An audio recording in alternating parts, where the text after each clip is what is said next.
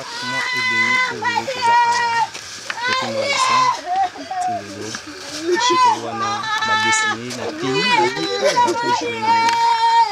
moi, Makalunga, tout le monde. Vraiment, ça a une surprise. Surprise en gros, diminuer peu de dépenses. Parce que dès que tu as dit, tu as dit que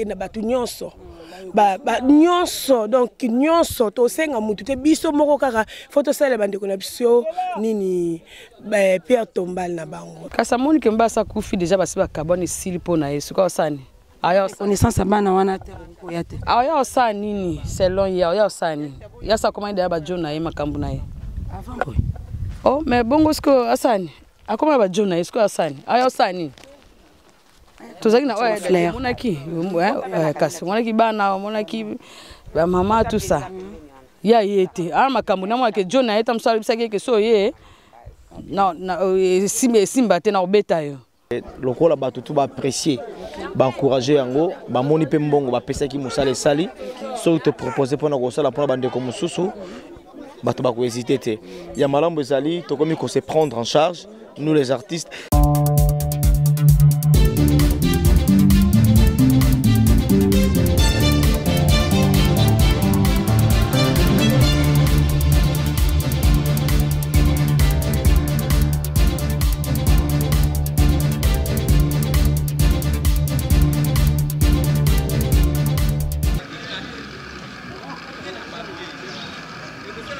C'est toi.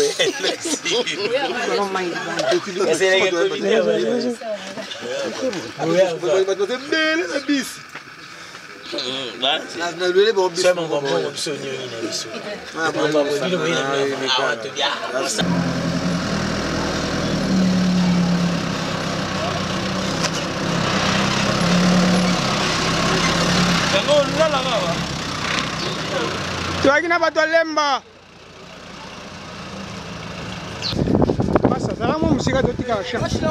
Gango. Combien? Moko. Tala bien mon salon ba to bien.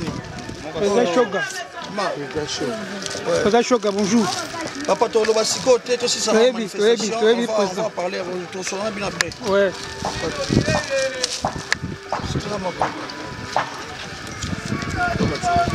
Bah ouais bah non. Tous de la pardon, tous de la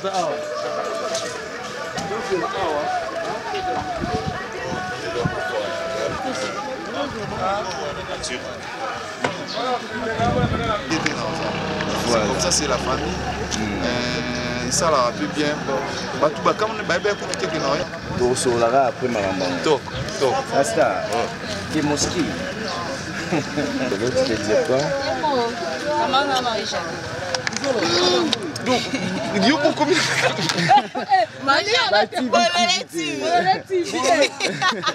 Et moi dire qu'on est journal et le Grèce.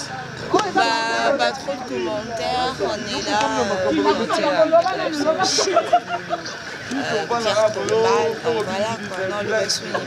Grèce est en déjà comme productrice. Il y a un peu ça en fait, déjà comme productrice. Il y a un peu ça quand on a toujours aimé les artistes et comédiens, on peut dire ça. Je suis congolais. Hormis ça, nous sommes des Congolais. Et après, on fait des lobes, on est là avant d'aller à la Congolais. On a président Kalé. Banda Sina. Oui.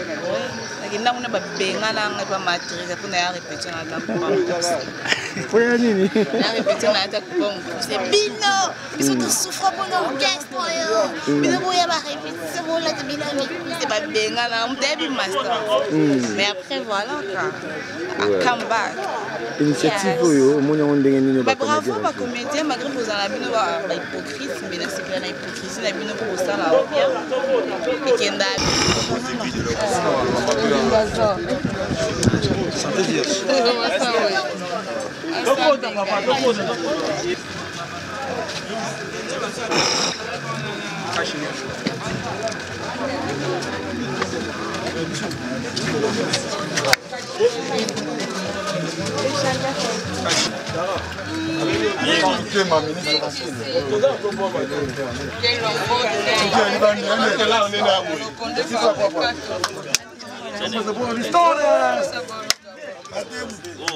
Simba.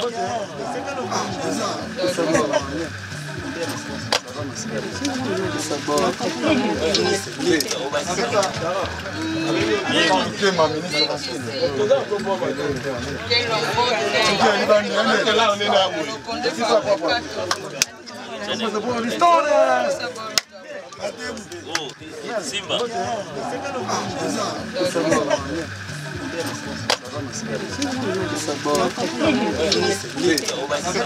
Wana dona. Go pele no eza don. Matebu.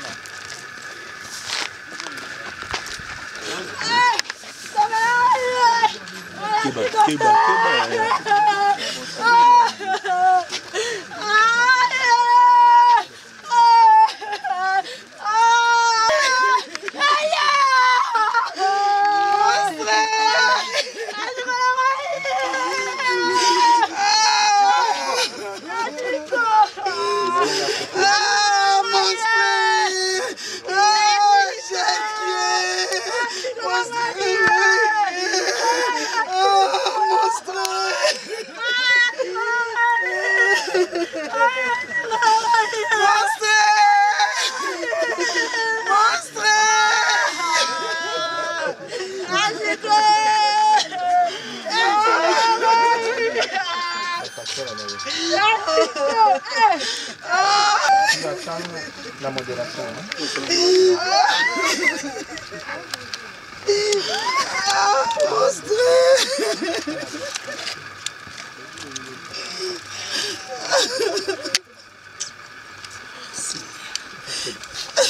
Des mères de notre cher papa Chico Lumbu-Jacques. Et aujourd'hui, c'est la date du dévoilement de sa pierre tombale et qui n'est rien d'autre qu'un signe honorifique que la famille a fait. Et ces gestes montrent que notre cher papa Chico Lumbu-Jacques est gravé dans vos cœurs et il restera inoubliable. Et raison pour laquelle vous avez fait ces gestes, vous avez construit la pierre tombale, vous avez construit sa dernière demeure physique symbolisée par la pierre tombale. Et voilà, notre cérémonie va se dérouler de cette façon. Nous allons laisser la parole au pasteur pour une courte prière et ensuite on procédera au dévoilement de la pierre tombale. Et après le dévoilement de la pierre tombale, on va donner la parole à la famille. Après la famille, donc après la parole de la famille va en profiter directement pour le dépôt de gerbes de fleurs, ensemble avec les images. Et ensuite, les artistes vont passer aussi pour avoir aussi leurs mots et tirer des photos de souvenirs. Une fois tiré, à ne pas bousiller la stèle, on va passer un tour de rôle à la fin, tirer des photos pour les souvenirs et envoyer à ceux qui ne sont pas avec nous. Et à la fin, je crois, le pasteur pourra aussi clôturer notre cérémonie par une courte prière pour la route. Voilà, je laisse la parole au pasteur pour la bénédiction de la pierre tombale. Oui. Tendre Père, je te rends grâce car tu viens d'accomplir ta parole. Depuis le mois de décembre, l'année écoulée, tu as préféré d'accomplir ta parole selon Ecclésiaste chapitre 3, verset 1-2. Il y a un temps pour naître, un temps pour mourir. Et aujourd'hui, nous voici devant ce signe honorifique. Nous croyons que son âme n'est pas ici. Et nous croyons que son âme se retrouve dans la paix là où il est. Mais dans cette cérémonie, nous voulons que ta présence puisse être avec nous, afin que tout ce qu'on fait par ta Seigneurie soit écarté, soit éloigné au nom de Jésus-Christ de Nazareth. Assiste-nous, Seigneur mon Dieu, dans tout ce qui va se passer dans cette place, afin que cette mémoire reste inoubliable, Seigneur, dans nos cœurs. Prends contrôle en tout et pour tout pour ta gloire. Au nom de Jésus-Christ, notre seul Seigneur, les ressuscités de mon Jésus-Christ de Nazareth, nous avons ainsi prié en disant Amen. Amen. Et aujourd'hui, on dit voilà, dernier au revoir, fini les deuils pour notre cher Papa Chico. Nous allons procéder au dévoilement de la pierre tombale. S'il faut rester, je crois, 1 minute de silence en observant la photo de notre cher Papa Chico, en pensant de ce qu'il était pour nous. Équipe.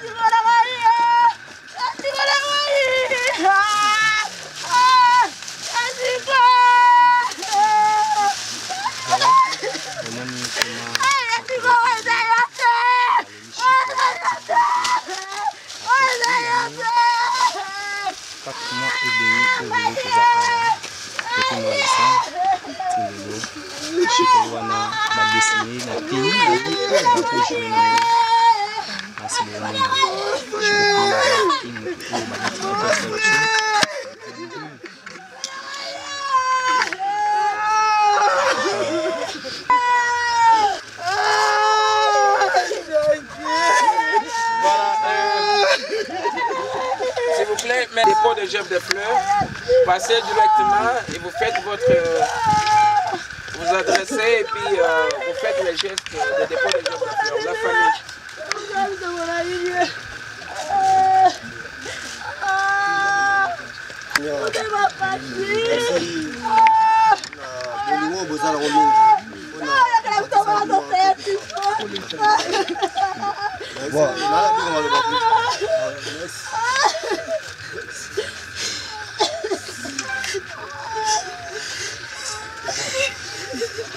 Ok, est-ce qu'il y a quelqu'un de la famille qui a besoin de déposer la gerbe de fleurs? Non? Ok, voilà, les enfants sont là. Ils peuvent aller de l'autre côté, prendre un peu de photos avant que les artistes interviennent. Allez-y, les enfants, venez. Allez-y de l'autre côté de la place.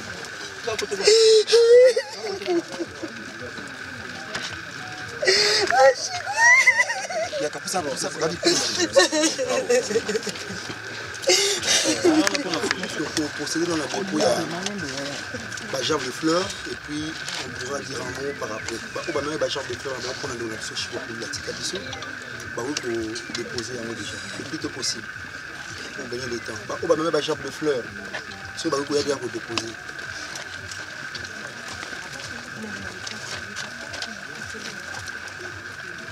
Attention, prenez les images. Maman, passez de l'autre côté, s'il vous plaît, reculez un peu. Ici. Devant. Au milieu ici.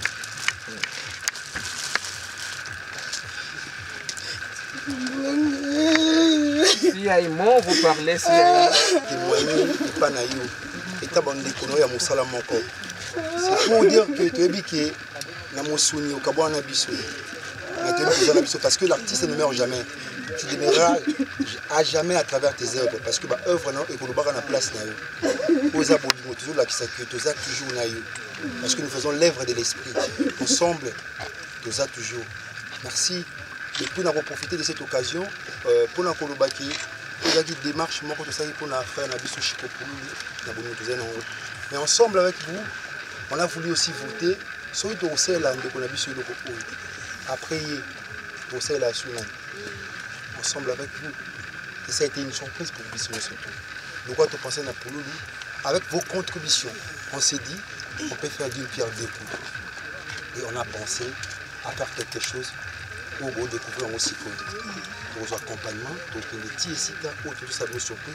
Oui, qui est là, où les amis, contribution à Bino, qu'est-ce que nous avons pensé comme surprise de ça là, il y a Bendo Batika Bissou. Et puis, de lui, tout ça, l'acheminement, on a appris pour les autres, sur les ambassades de Bissou.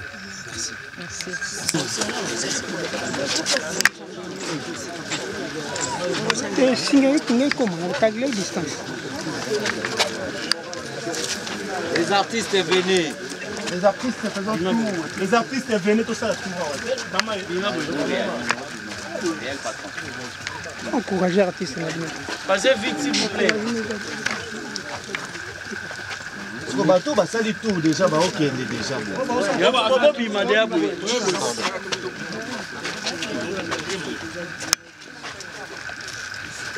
Si on sale tout déjà, tout est cool. Tola na shoga.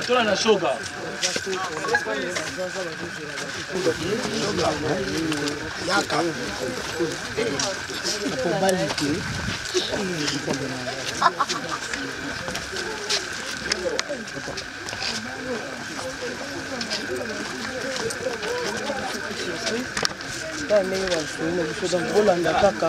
Surprise, Eza,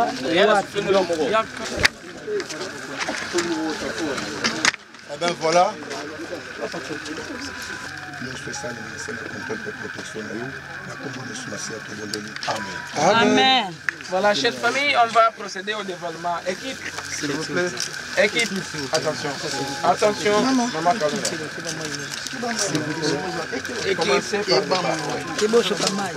Restons un peu calmés en regardant la photo de notre chère maman Solange. Et pour penser de ce qu'elle était pour nous. Ah, vraiment, félicitations. Et Yokani Penzako. Et Yokani Makasi. Obosali et Yokani vraiment. Organisateur, félicitations. Et tu vas nous demander à la loba. Loba, maman, loba. Tu vas nous demander à la ciné cité. Il y a moi qui mon ami. Oh, bon, il y a une mission, on a 5 émissions. Bon, mais quand on a une mission, s'il vous plaît, est-ce que les artistes, la famille, est-ce qu'il y a quelqu'un qui a eu bon retour à domicile? Il y a quelqu'un qui a eu bon retour. Je pense que vous comprenez que mon dambo est petit, que kabola ndambu ndambu. Vous capable de ça la deux pieds en Somalie, en West la petit kana loba. Mama, en tout cas vraiment. L'artiste a eu la jambe de fer là,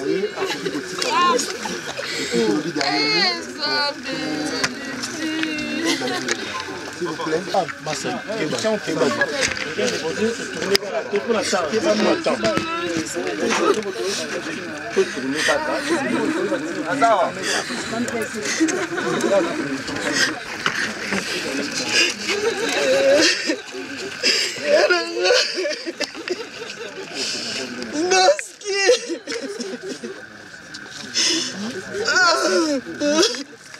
Il y a Solange nous sommes fiers, il y a vos albalés qui n'ont, il y a vos camarades qui n'ont, il y a vos sala ou vos salaka. Nous sommes tous artistes à jamais à travers l'œuvre. Nous sommes témoigner bolingo ou tous en panayo, na sala signe oyo, ya ko noroyo, ou ya ko tikala, ya ko mikolo. soki tokobetaka to awa tomona basika totia yo. Merci ya mingi na mosala osala mpona mboka na biso. Chers artistes, le premier ennemi de l'homme c'est le temps. Nous courir derrière le temps. Après awa tokende kokota na sika moko oyo tokabula petit sucre et puis to banjani. Après tokota directement na bis poto kende.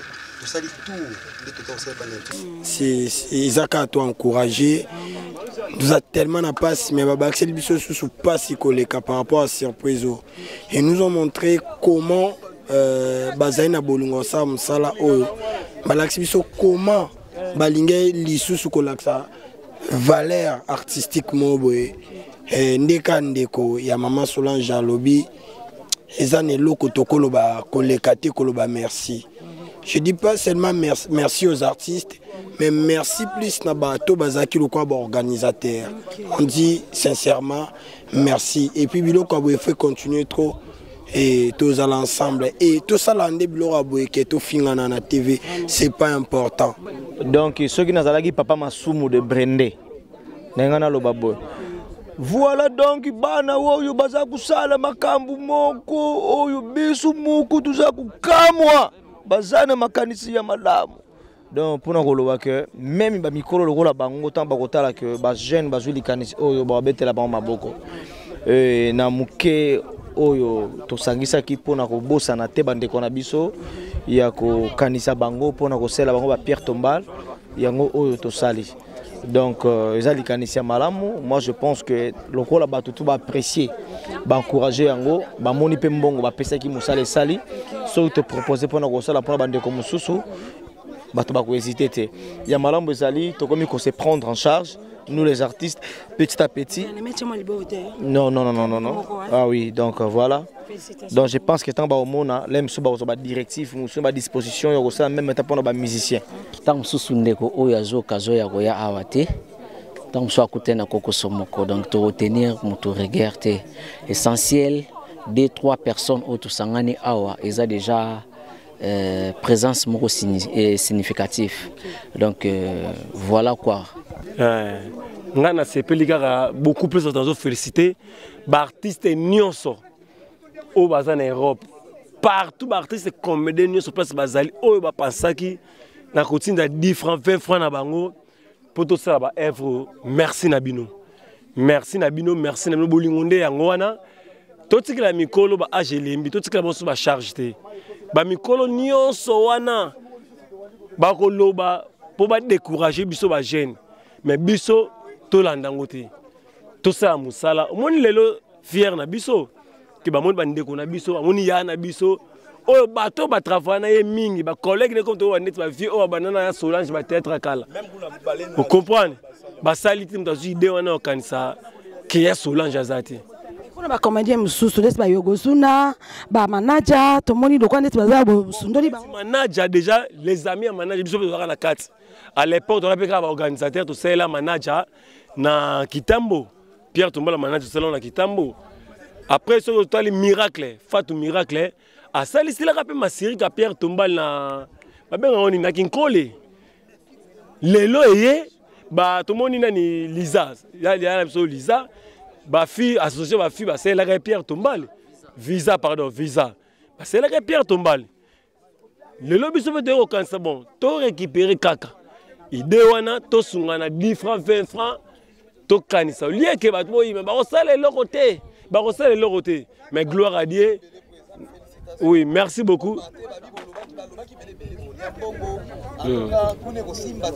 Mais quand moi on calcule le dimanche il est sur 3000 on sali biso surprise mo boina félicitations na wana na bato ba kantina bino mabe bon bato ba kantina biso mabe bino mo boza makala mo de kwa mituna bango makala mo de kwa mituna bango biso to sa te ke pona tembi to sala nde poto lela bande lobi pe ezape ngana ozala te lobi pe za shoga ozala te gesho ozala te mayonnaise ozala te makalunga ozala te vous comprenez to lingana nous tant que zone va à jour surprise nzoka surprise ngonde ya Pierre Tombal susu ya Solange Mindondo yesoyo bo pambo makaka bato bandime binote kokolo bani pardon bandime organisation na binote ndoka tsa boko sa confiance za ngapena ndima ite oh ngakutu na tuna vient nga na Lewis na longwaki na kita ikutu yeti na kita ipenza baila nanga suna PV nga bino non kambala mo bokota biso bwendeni mais na ndimi bango